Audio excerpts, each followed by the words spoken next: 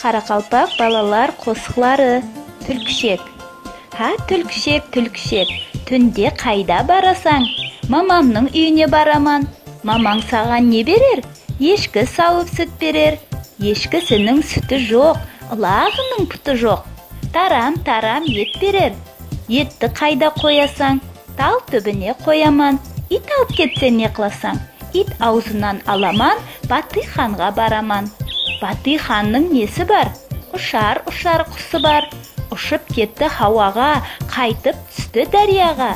Дария суын құрытты, ақ шабағын шірітті. Екі байдың жұртында екі тышқан ұрысты, сақал мұртын жұлысты. Оның қанын кім жуар? Алтын шашлы пір жуар. Піріңді әкел көрейік, алтын шашын өрейік.